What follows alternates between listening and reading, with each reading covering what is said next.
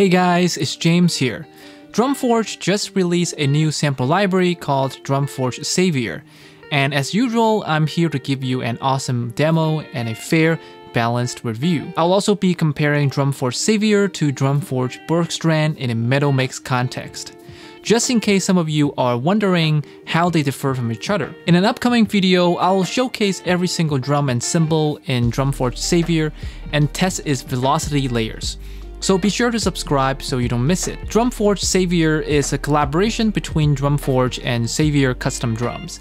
And Drumforge also partnered up with TRX Cymbals to record the overhead samples for this library. Now, if you know me, I don't really care about how they did it or who they did it with. I only care about how it sounds in the mix.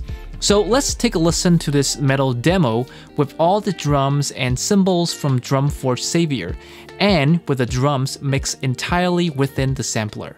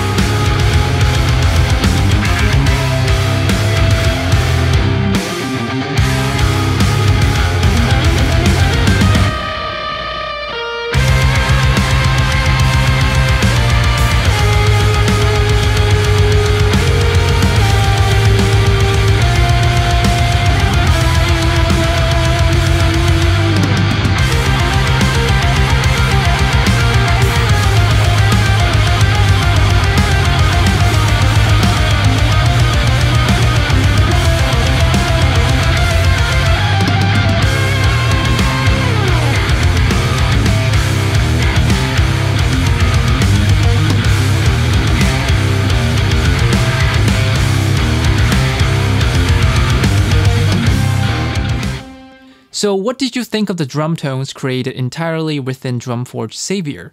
Let me know in the comments. I would love to hear your thoughts. You can also download the exact preset I used in the demo you just heard with all my processing in the description.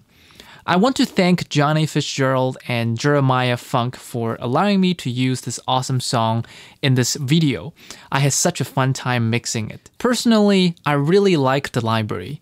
Compared to Drumforge Bergstrand, this library is a lot less specialized but much more versatile, and it's easier to achieve that tight modern metal drum sound with it. My favorite thing about Drumforge Savior is the snares. They are the best out of all three Drumforge library in my opinion. And on top of that, there are finally far room samples for the snares and the toms, but to me they are a lot more important to the snares. I've always loved explosive snare room samples with lots of sustain, and neither Drumforge Classic nor Drumforge Bergstrand has them. So I'm really glad that Drumforge Savior finally includes them. It makes it a lot easier to achieve a huge snare tone. I also love that there are many more splashes in this library. Instead of having only one splash in Drumforge Classic or 2 splashes in Drumforge Bergstrand, there are 6 in Drumforge Savior. The sampling in Drumforge Savior is quite detailed. There are multiple microphone techniques you can choose for the overhead channels. For cymbals, you can choose among spaced pair, XY, and ORTF for the overhead mic. And you also have a separate mid-side channel to blend in for your liking. These 4 miking techniques allow you to have immense control over the stereo imaging of the drums. For those who aren't professional audio engineers, spaced pair is a microphone technique where you use 2 cardioid or 2 omnidirectional microphones and place them apart to capture recordings with a wide stereo image. This technique is sometimes called the AB technique. The XY technique, aka the coincident pair miking technique, is where you place 2 identical cardioid microphones on top of each other at a 90-degree angle. This results in a narrower stereo image in the recording, but at the same time, it will have much less phase issues compared to the spaced pair technique. ORTF refers to the miking technique where you place 2 identical cardioid microphones exactly 17 centimeters apart, facing away from each other at a 110-degree angle. This technique is designed to mimic the placement of human ears, therefore producing results that are realistic in stereo soundstage, meaning that the recorded audio sounds like how you would hear it if you were physically there in real life. The mid-side miking technique is where you put a cardioid microphone and a bidirectional microphone at the same spot, with the cardioid mic pointing at the sound source and the bidirectional microphone pointing at the sides. The advantage of this technique is that you have access to the mid and side channels separately, which allows you to adjust the stereo width of the audio without relying on psychoacoustic techniques through a plugin. Here I'm going to show you what these 4 miking techniques sound like in Drumforge Savior.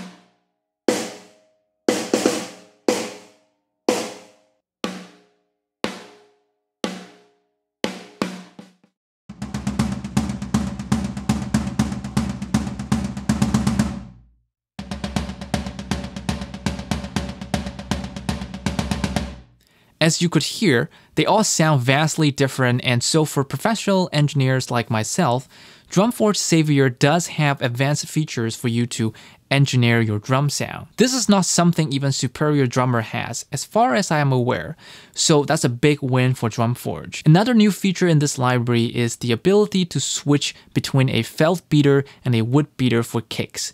By switching the beater type, the same kicks can sound entirely different.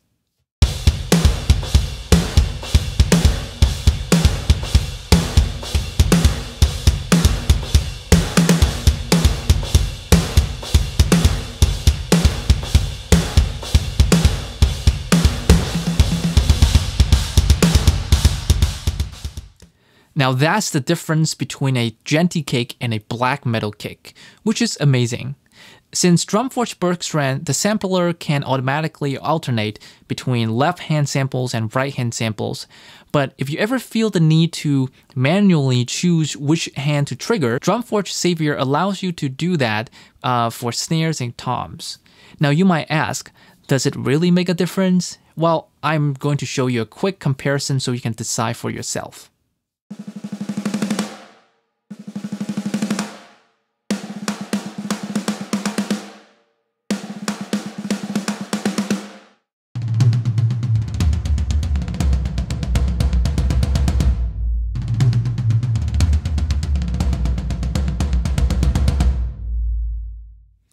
Weirdly, this feature doesn't exist for kicks. I'm not sure why, because even with one kick drum, the left beater sounds different than the right beater when you are using double bass pedals. I also want to mention that the toms have a really natural, realistic, and three-dimensional sound, but at the same time, they cut through a dense mix quite effortlessly. And they're definitely a step up from the previous two Drumforge libraries. There are several more great features that I want to mention, which are the capable groove builder, some user-friendly UI features like control or command clicking on different parts of a drum card to addition a drum at different velocities,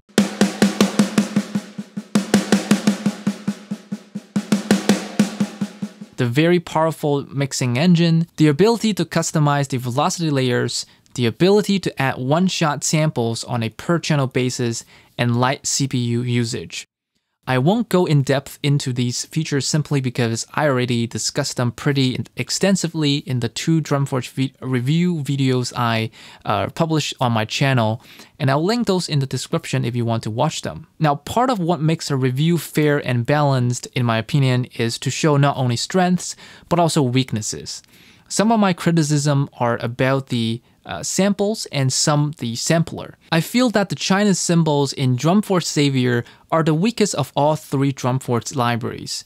Two of them sound too similar to crashes, and none of them has that big, epic China sound that I really love in metal drumming. I'm not a huge fan of the crashes either.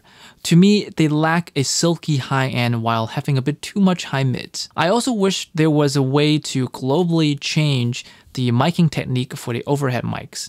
While it is great to have three different miking techniques to choose from, if I want to keep the miking technique of all the overhead channels the same, I would have to go into each overhead channel to change that, which is not very efficient. Usually, I don't mention bugs as part of the weaknesses because they presumably will be ironed out over time.